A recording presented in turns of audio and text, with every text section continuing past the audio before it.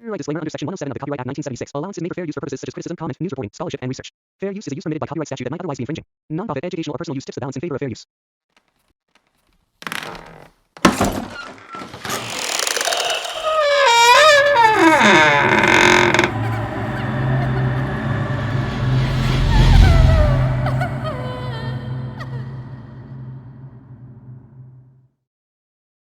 तो चलिए बढ़ते हैं आज की इस कहानी की ओर।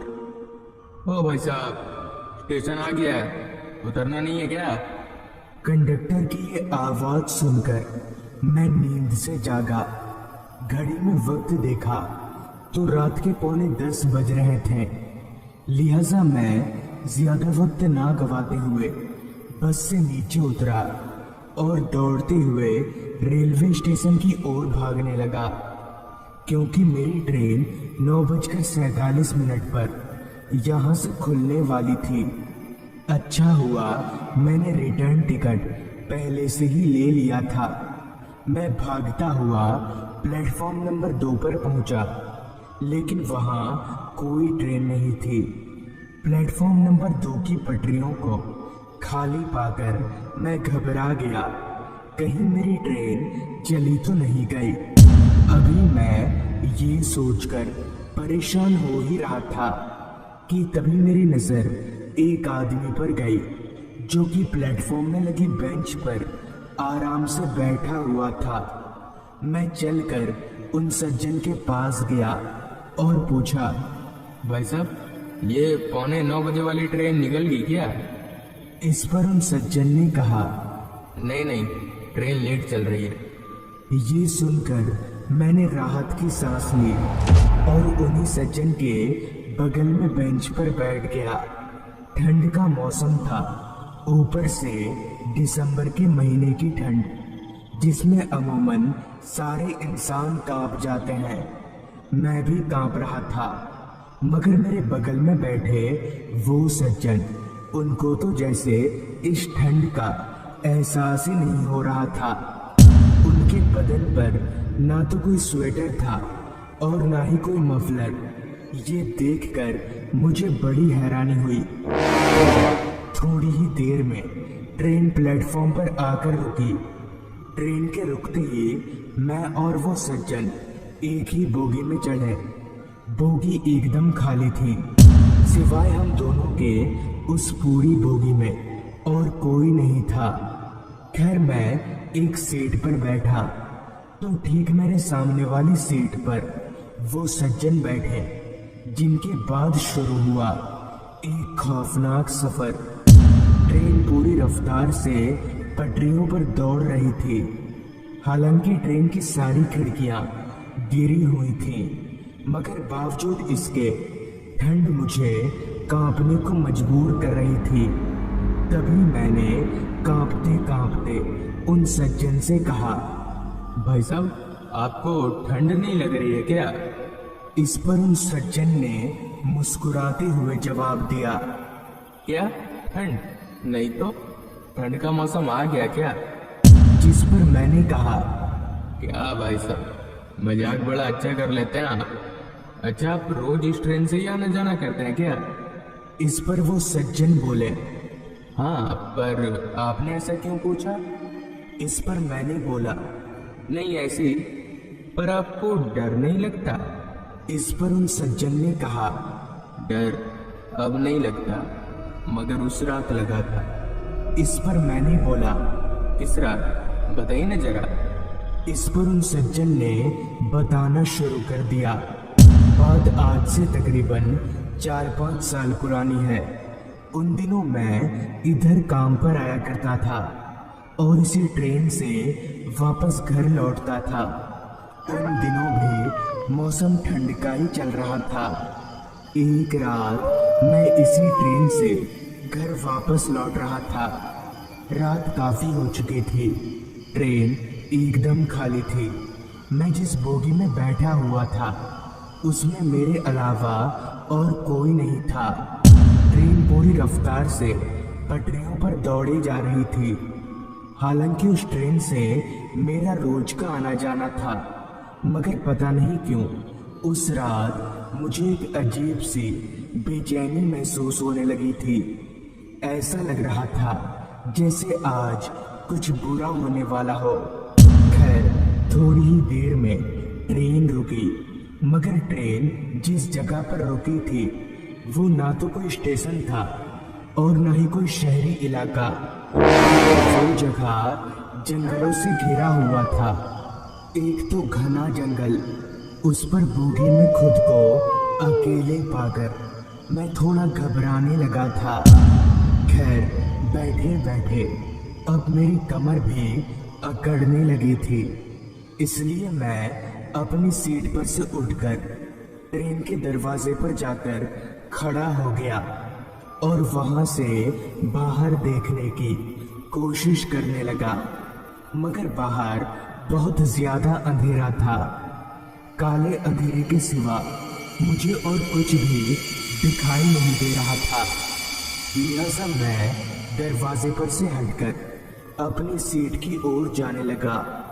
फिर जैसे ही मैं अपनी सीट के पास पहुंचा तो मेरी हैरानगी की कोई सीमा न रही, क्योंकि अब मेरे सीट के ठीक सामने वाली सीट पर काली शॉल ओढ़े एक आदमी बैठा हुआ था। ये आदमी आया कहां से? यहाँ तो आसपास कोई स्टेशन भी नहीं है, और अगर ये यहाँ से ही चढ़ा है तो फिर इसके चढ़ने की आवाज मुझे क्यों नहीं आई? जहन में उमड़ते इन सवालों को लेकर मैं अपनी सीट पर बैठ गया। मेरे बैठने के कुछ देर बाद ही ट्रेन भी खुल गई। मैं अभी भी उस आदमी को ही देख रहा था। उस आदमी ने अपना पूरा शरीर उस काले रंग के शॉल से ढक रखा था। यहाँ तक कि उसके पैर भी नहीं दिख रहे थे। ट्रेन अपनी पूरी रफ्तार से अभी पटरी पर दौड़ ही रही थी कि तभी वो शॉल वाला आदमी थोड़ा सा हिला और शॉल के अंदर से अपना हाथ निकालकर उसने सामने वाली खिड़की को खोल दिया, जिससे ठंडी ठंडी हवा ट्रेन के अंदर आने लगी। ऐसा लग रहा था जैसे कोई बाहर से बर्फ फेंक कर मार रहा हो। तभी मैंने उस आदमी से बोला, अरे भाई साहब, खिड़की बंद करिए, हवा आ रही है। मगर इस पर ना तो उस आदमी ने खिड़की बंद किया और ना ही मुझे कोई जवाब दिया। मैं समझ गया कि जरूर दाल में कुछ काला है या फिर ये कोई पागल वागल होगा, इसलिए मैंने बात को ना बढ़ाते हुए खुद ही खिड़की बंद कर लिया। वो आदमी किसी मूर्ति की तरह बस सीट पर बैठा हुआ था। यहाँ तक कि उसकी पलकें भी नहीं झपक रही थी। खिड़की बंद करके आराम से बैठे हुए अभी मुझे थोड़ा वक्त बीता ही था कि तभी शॉल वाले आदमी ने फिर से खिड़की खोल दिया। उस आदमी को फिर से खिड़की खोलता देख मुझे बहुत तेज गुस्सा आया और मैंने उस आदमी को फटकार लगाते हुए कहा, अरे तुम पागल हो क्या? मना कर रहा हूँ बार बार, खिड़की मत खोलो, समझ नहीं आ रहा? मगर फिर से उस आदमी ने कोई जवाब नहीं दिया और सिर से तिल मिलाकर अभी मैं खिड़की बंद करने के लिए अपना हाथ आगे बढ़ा ही रहा था कि तभी उस आदमी ने एकदम से मेरा हाथ पकड़ लिया। उस आदमी का हाथ बर्फ की तरह ठंडा था। मैं उस आदमी से अपना हाथ छुड़ाने की कोशिश कर ही रहा था कि तभी मुझे जमीन पर अपने जूतों के नीचे कुछ गीला गीला सा महसूस होने लगा। मैंने नजर घुमाकर नीचे देखा तो मेरा पूरा शरीर डर से कांपने लगा। उस जमा देने वाली ठंड में भी मैं पसीने से तर हो चुका था, क्योंकि मेरे जूतों के नीचे गीली सी वो चीज खून थी। उस आदमी के शॉल से होकर जमीन पर टपक रहा था। मैं झिटक कर अपनी सीट पर से नीचे जा गिरा।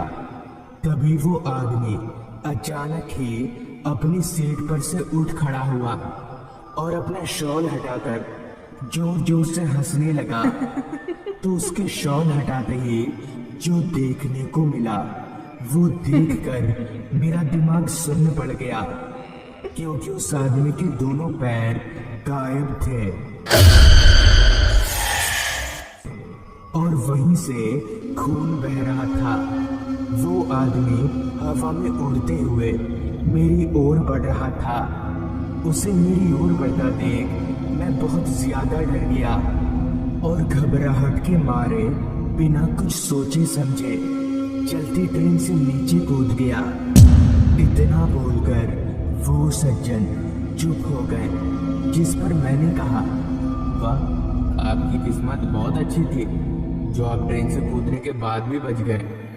इस पर कुछ देर चुप रहने के बाद उन सज्जन ने मुस्कुराते हुए जवाब दिया, नहीं भाई साहब, चलती ट्रेन से कूदने के बाद कोई नहीं बच पाता। इतना बोलकर वो सज्जन अपनी जगह से उठकर खड़े हो गए और ट्रेन के दरवाजे की ओर जाने लगे। ट्रेन के दरवाजे पर जाकर वो सज्जन एक दफा मेरी ओर पलटे तो उनका चेहरा देखकर मेरा कलेजा कांप गया। उनका चेहरा पूरा कटा और उनकी एक आंख गायब थी। मैं समझ गया कि ये सज्जन कोई इंसान नहीं बल्कि वो एक भूत है। तभी मुस्कुराते हुए बड़े आराम से वो सज्जन ट्रेन से नीचे कूद गए। ये भयानक मंजर देखकर मैं अपना होश खोने लगा था, मगर जैसे तैसे मैंने खुद को संभाला। फिर जब मेरा स्टेशन आया तो मैं ट्रेन से उतर गया, मगर एक बात आज तक समझ नहीं आई कि आखिर उस रात वो सब क्या था। खैर, उस दिन के बाद से मैं कभी भी उस रात वाली ट्रेन में नहीं चढ़ा। तो दोस्तों, ये थी आज की कहानी। अगर आपको ये कहानी जरा भी अच्छी लगी हो तो चैनल को जरूर सब्सक्राइब कर लें।